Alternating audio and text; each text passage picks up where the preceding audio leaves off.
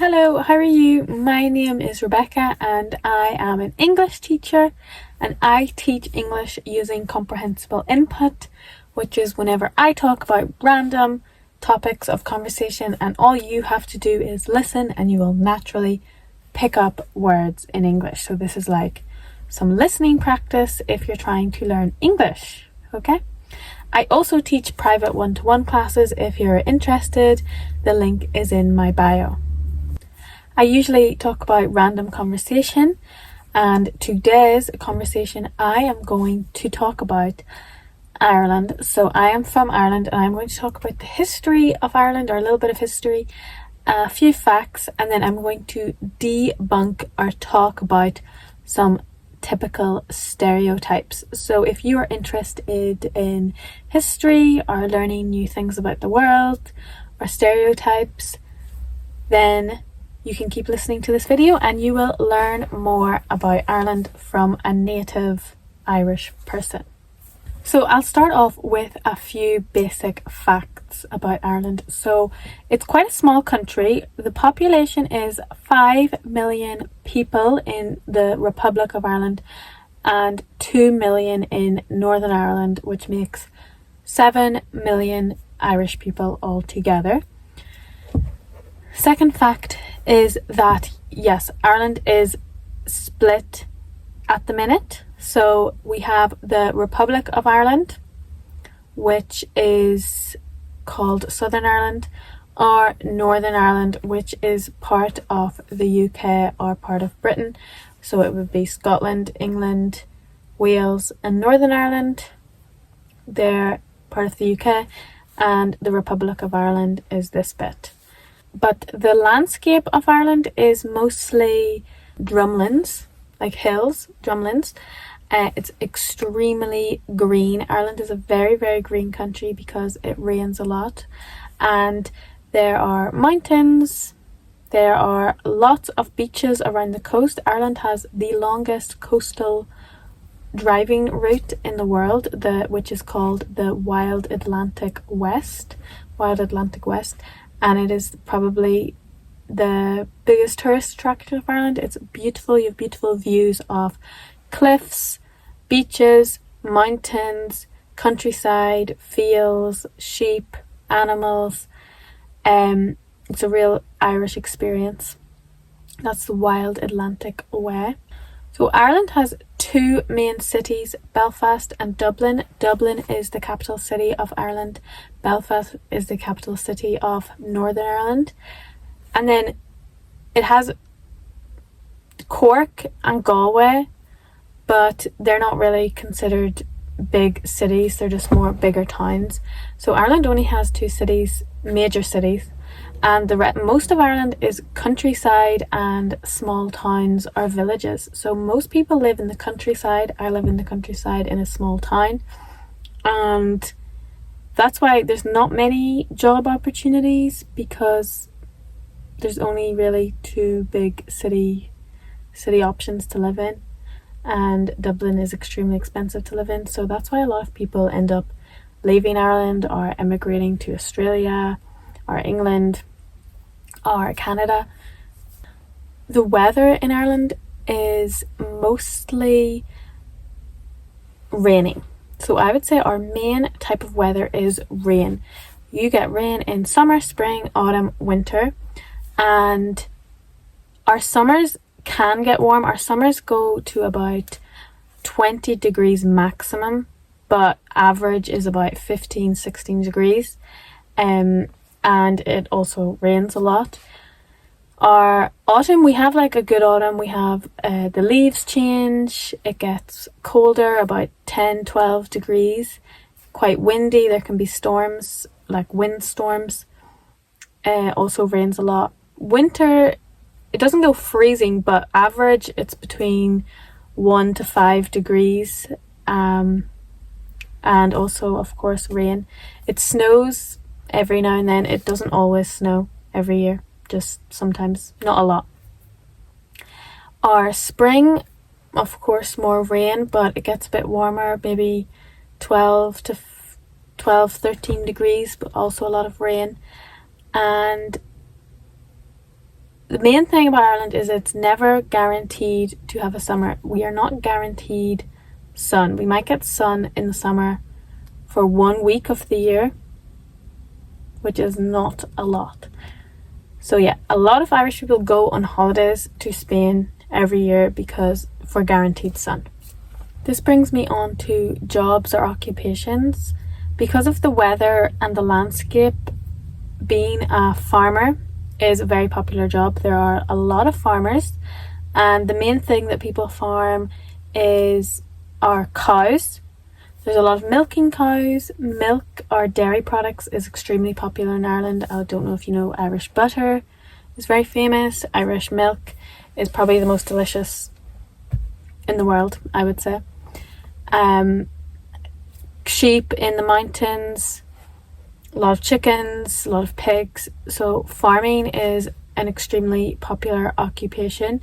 It's also very typical to just do vocational jobs such as teaching, nursing. That's what a lot of people where I'm from go into teaching. Okay, I'm going to go on to history. I'm going to give a brief lesson on the history of Ireland. So Ireland was quite a poor country. It didn't have a lot of money, and it was really a third world country for a very long time. In the 1800s, up until the 1800s, Irish was the main language or only language spoken. Irish people spoke their native language, which is Irish. And then it wasn't until the 1800s whenever England started bringing in the English language. So then English became, by the end of the 1800s, English was the main language. One of the biggest moments of Irish history was the Irish potato famine, which was in the 1800s. The main diet in Ireland was potatoes. Everyone ate potatoes as their main diet. And then in the 1800s, there was a potato blight, which meant that all of the potatoes died and became rotten. So there was a famine. Because of the famine, millions of Irish people either died or emigrated. And this is why there are so many Irish people Irish immigrants in America and Australia and Canada and basically all around the world.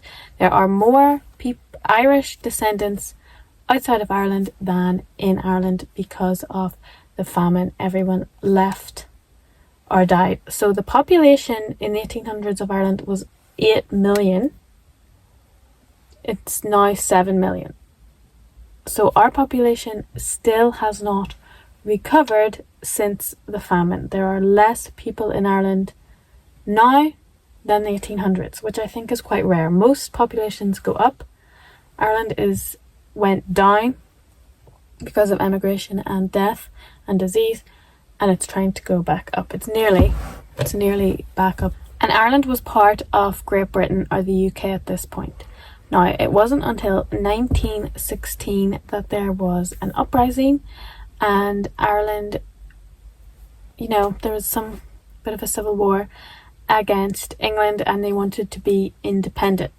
So in 1916, this happened, and most of Ireland, the Republic of Ireland, became the Republic. There was still a lot of unrest about Northern Ireland, and it wasn't until the 60s that the Troubles began, and there was, the IRA and the UVF. There were terror attacks but in the 60s and the 70s and the 80s in Northern Ireland, and it was quite an unsafe place to be because Ireland wanted to become independent and get Northern Ireland back.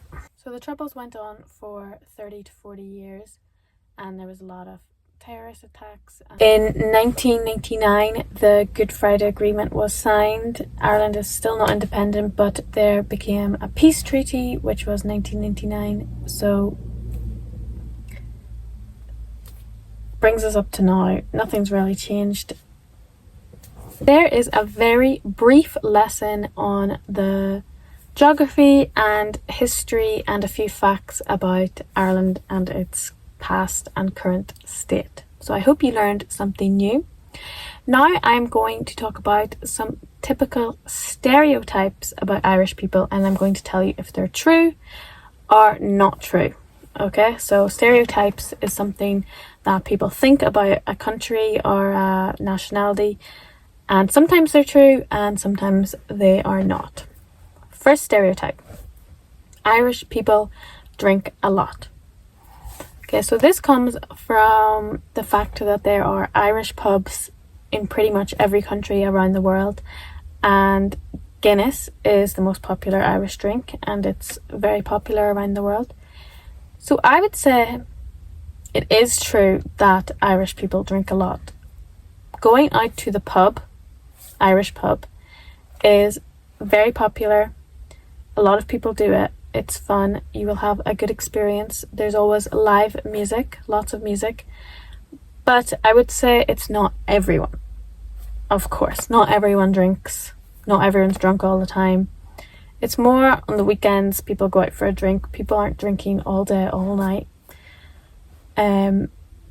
So I would say that is true, but not all the time, all the people. Stereotype number 2. Irish people are very lucky, the luck of the Irish, and they have lots of leprechauns and shamrocks everywhere. I never hear anyone say anything about Irish people being lucky. I never see leprechauns anywhere. I don't see shamrocks. It's definitely a stereotype that is just a stereotype and not real. I think it comes from leprechauns was an old mythology from like the 8th century, so very, very long time ago. And the fact that they're green and Ireland, well, stereotypically green is associated with Ireland, which is true. It's a very green country because of the rain. There's so much rain, so that's why there's a lot of green. There's a lot of green trees, green grass, everything's green. So that's true. Shamrock is the national flower, I guess, or national plant because it's so green. But luck and leprechauns, that's not true. Debunked. Stereotype number 3 is that Irish people are obsessed with the weather. This is true. Irish people are obsessed with the weather. Every single person that you meet, every day, you talk about the weather. So if you are in Ireland and you don't know what to say for small talk about the weather. You either say, oh, it's cold today. Oh, it's raining today. Oh, it's sunny today. Everyone talks about the weather every day, and that is true. That is a true stereotype. We are obsessed with the weather, and that is because it is unpredictable. The weather is completely unpredictable. You never know if it's going to be sunny, raining, cloudy. Every day of every season it's different. The temperature changes all the time. So we talk about it a lot. Because I noticed in Spain you don't talk about the weather because it's the same every day, so there's nothing to talk about. Oh, it's sunny, but then you'd say that every day. Whereas in Ireland it changes, so it gives you something to talk about. So it's true. The next stereotype is that everyone has red hair or ginger hair. So this is a stereotype because Ireland does have the most ginger or red-headed people per capita in the world, and I think 10% of the population is red. So it's true because it's the most popular, and 10% is quite a lot, but that means 90% of people do not have red hair, so it's not everyone. I have blonde hair, but my family has ginger hair. My sisters have red hair. My granddad has red hair, so it's very popular. It's very normal to see. And the reason red hair is very rare is because red genes needs to be on both sides. Your mum's side and your dad's side need to have red hair to have children with red hair. So if your mum has red hair but your dad's side has black hair, you won't have red hair. So 10% is quite a lot. So it's true that a lot of people have red hair, but not everyone. Next stereotype is that Irish people like to tell stories and to sing. So this is true. It is very typical to say, what's the story? What's the crack? So if you were, instead of saying, how are you? You say, what's the story? What's the crack? And that basically means, tell me a story. Tell me something funny that happened this week. Tell me a story. And people exaggerate and tell long stories. That's quite common. So if something, usually in Ireland, if something bad happens to you, that can be quite good. Like if your car breaks down, that sometimes is a good thing because it gives you a story to tell. And people love going home to their family, to their parents, to their grandparents to tell a story. Oh, let me tell you a story. My car broke down. So people like to tell stories. That is true. Also, people are very musical. A lot of people are musical. They have the harp, the flute, violin, fiddle. So if you go to the pub, Irish music, live Irish music is probably, well, my favourite type of music. It's very popular, and not everyone is musical, but a lot of people are musical. And Irish music is really, really good. Okay, that is all that I'm going to talk about today. I hope you learned something new about my country, or if you learned a new stereotype, whether it's true or not true. Thank you for listening, and let me know a stereotype about your country and if it is true or not true. So thank you for watching, and I'll see you later.